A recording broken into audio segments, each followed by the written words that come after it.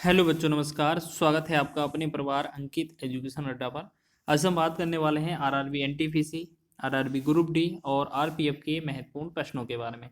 इसमें हम कुछ परसेंटेज से रिलेटेड टॉप इंपॉर्टेंट क्वेश्चन लेकर आए हैं, कहीं ना कहीं जो आपके एग्जाम की दृष्टि से महत्वपूर्ण हैं और आपके एग्जाम में देखने को मिल सकते हैं, जिनका आप सॉल्यूशन बेस्ट शॉर्ट ट्रिक के माध्यम से देखेंगे।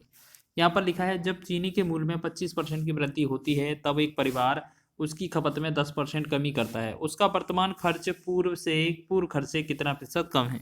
तो ये क्वेश्चन बताना है, बहुत ही महत्वपूर्ण है। आपको इसको दो तरीके से लगाकर देख लेना है, बहुत ही आसान है इसको लगाना। ठीक है, आप ये समझें कि सबसे पहले जो है 25% की फ्रैक्शन क्या होती है। 25% की अगर फ्रैक्शन की बात करें तो ये होती है 1/4।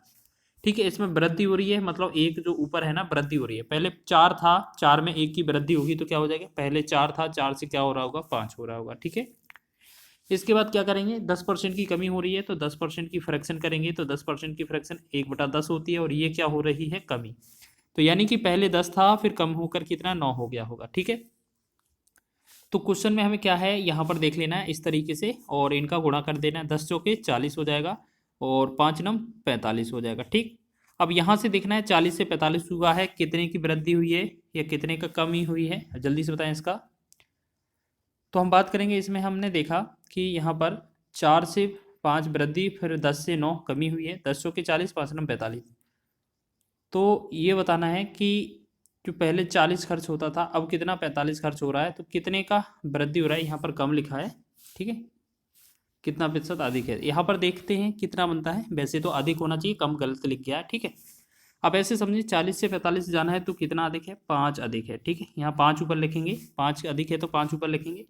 मूल वैल्यू 40 है, 40 नीचे लिखेंगे, गुणा में लगा देंगे 100। ठीक है, 20 पंचे 100 होता है, 20 दूना 40 होता है, तो 5 का 5 में गुणा करेंगे 25 हो जाएगा और 25/2 क्या लिखेंगे, 12.5%। तो 12.5% इसका राइट आंसर होगा। ऑप्शन नंबर सी इसका सही हो जाएगा। ठीक है, एक तो तरीका ये है आपका परसेंटेज फ्रैक्शन में वैल्यू चेंज करके और छोटा छोटा वैल्यू बना लेंगे, जिससे आपका आंसर हो जाएगा। ठीक है, और एक आपका ए बी फॉर्मूला है। आपको ए बी फॉर्मूला क्या होता है, ए प्लस में बी और प्लस ए बी बटा में 100। जहाँ पर आपका वृद्धि होगा उस जगह आपको प्लस लिखना है, जहाँ पर आपका माइनस होगा, कमी होगा, वहाँ पर माइनस करना है। ठीक है, 25% की वृद्धि लिखी है, इसका मतलब ये जो पहला है 25 लिखेंगे ए, दूसरा क्या है 10% की कमी, तो माइनस लिख देंगे। फिर इनका प्लस के 25 और माइनस के 10 का गुणा करेंगे तो ये माइनस सा हो जाएगा, 25 गुणे में 10 और बटा में करेंगे 100। 10 से 10, देखो 25 में से 10 चला जाएगा तो ये बनेगा 15 और माइनस का, ये हमारा प्लस का है, ये माइनस का। 25/10 का मतलब होता है 2.5। अगर हम 15 में से 2.5 कम करेंगे तो ये बनेगा 12.5। ठीक है, ऑप्शन नंबर आपका सी इसका राइट आंसर हो जाएगा। तो आप इस तरीके से भी लगाएंगे तो भी आपका आंसर हो जाएगा। नेक्स्ट क्वेश्चन देखेंगे। नेक्स्ट क्वेश्चन लिखा है आपका कि चीनी की कीमत में 16.66% की वृद्धि होने की वजह से किसी परिवार की खपत 20% घट जाती है। खर्च में कितने प्रतिशत की वृद्धि होगी या बदलाव होगा।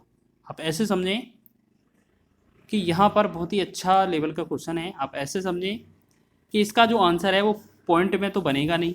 ठीक है, मतलब इसमें फिक्स तो यहाँ पूर्णांक तो बनेगा नहीं, तो इसमें सिर्फ एक ही विकल्प दिया है जो कि आपका पूर्णांक मतलब पॉइंट में दिया होगा आंसर, तो यही आंसर होगा।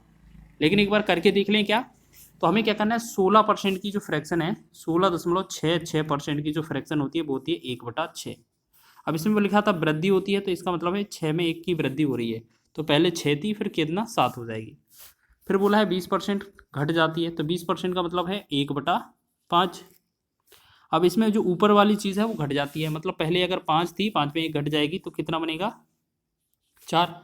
अब 6 का 5 में गुणा करेंगे तो ये हो जाएगा 30 और 7 का 4 में गुणा करेंगे तो ये हो जाएगा 28। ठीक है, पहले 30 था, अब 28 हो गया है, तो यहाँ पर कितने की कमी आई है, 2 की कमी आई। तो इस कमी को आप लिखेंगे ऊपर, बटा में मूल छोटी वाली जो पहली वाली होती है उसे लिखेंगे 30 नीचे, गुणा में लगा देंगे 100।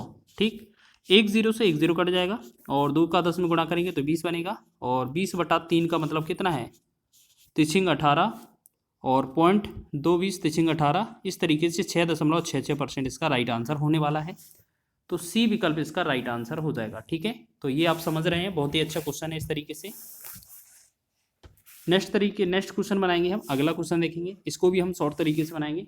एक वस्तु की कीमत 75 रुपये है, कीमत को पहले 20% बढ़ाया गया, बाद में 20% कम कर दिया गया, तो वस्तु का वर्तमान मूल्य क्या है। आप ऐसे समझें कि एक वस्तु की कीमत जो है वो 75 रुपये है, और वस्तु की कीमत को पहले 20% बढ़ाया गया है, फिर 20% कम कर दिया गया। देखो सबसे आसान तरीका क्या है, जैसे आपका मान लेते हैं वर्तमान में आपकी 75 कीमत है, ठीक है। तो अब अगर हम बात करेंगे इस पर, अगर 20% की वृद्धि की जा रही है, बढ़ाया जा रहा है, तो ये 20% 100 पर 120/100 हो जाएगा, ठीक। गुणा बोला गया 20% कम कर दी जाती है, तो 100 से ये 80/100 कर दी जाती है। अब देखते हैं रिजल्ट कितना आता है। 2 0 से 2 0 कैंसिल हो जाएगा, ठीक है। और यहाँ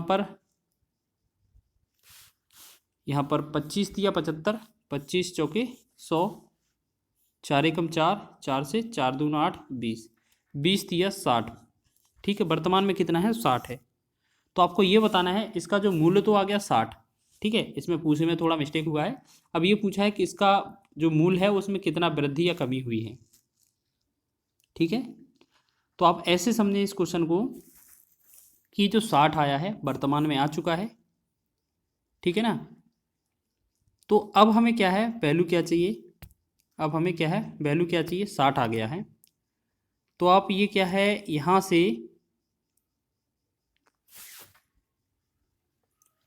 यहाँ पर थोड़ा काटने में प्रॉब्लम हुई है, ये 60 नहीं होगा। देखो यहाँ पर ऐसे समझें, क्वेश्चन तो सही किया है हमने, बस यहाँ पर थोड़ा काटने में प्रॉब्लम की है। यहाँ पर देखें, ये 4 से काटना था, ये 0 तो पहले ही कट चुका था, 4 दूना 8, 2 होना चाहिए था, ठीक है।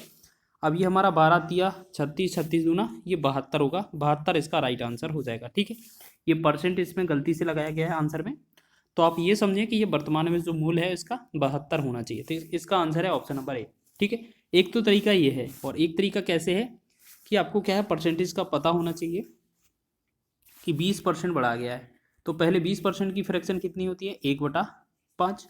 पहले 5 था, अब कितना 6 कर दिया होगा, ठीक। ऐसे ही 20% कम किया गया है, 20% की फ्रैक्शन कितनी होती है, 1/5, यानी कि पहले 5 था अब 4 कर दिया होगा। तो पहले का जो वैल्यू है कितना होगा, 25 हो जाएगा, और वर्तमान जो वैल्यू है 6 चौके 24। तो क्वेश्चन में हमें 75 वैल्यू दिया था पुराना वाला, पहले वाला, तो 25 का वैल्यू ये दिया था हमसे, ये कितना 24 का वैल्यू पूछा है, तो 24 का हम मान निकालेंगे। 25 दिया 75, और 24 का 3 में गुणा करेंगे तो ये बनेगा 72, ठीक है। आप इसे ए बी फॉर्मूले से भी लगा सकते हैं। तो इसका आंसर क्या होने वाला है हमारा, ऑप्शन नंबर ए।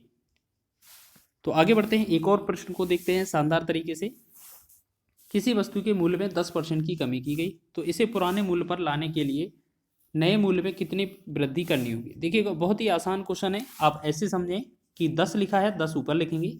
अब यहाँ पर कमी लिखा है, तो 100 में से 10 कम करके नीचे लिख देंगे, 100 में से करना है कम, ठीक है।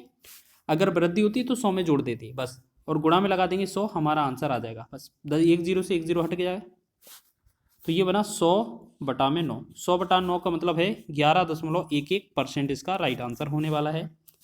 तो इसका बी ऑप्शन इसका राइट हो जाएगा, ठीक है। एक तो ये तरीका है, या आप 100 मानकर भी कर सकते हैं। जैसे मान लेते हैं हमारी वैल्यू मूल्य 100 थी, इस पर 10 की कमी की गई, तो कितना होगा 90, ठीक। अब यहाँ से कितना का वृद्धि करना होगा, तो यहाँ पर 90 से 10 वृद्धि करेंगे तभी तो 100 आएगा, तो 100 लिखेंगे, 10 लिखेंगे ऊपर, तो कितने से वृद्धि करना है, 90 से, और 90 लिखेंगे नीचे, गुणा में 100 लगा देंगे, 1 0 से 1 0, तो ये 100/9 का मतलब क्या होता है, 11.11%। तो तरीका वही है, और सभी क्वेश्चन महत्वपूर्ण है आपके एग्जाम की दृष्टि से, और कहीं ना कहीं एग्जाम में आपके बन सकते हैं। तो इस तरीके से आप लगाइएगा, बहुत ही कम समय में लगा सकते हैं। वीडियो अच्छा लगा है तो वीडियो को लाइक करें, शेयर करें, चैनल पर नए हैं तो चैनल को सब्सक्राइब कर लें।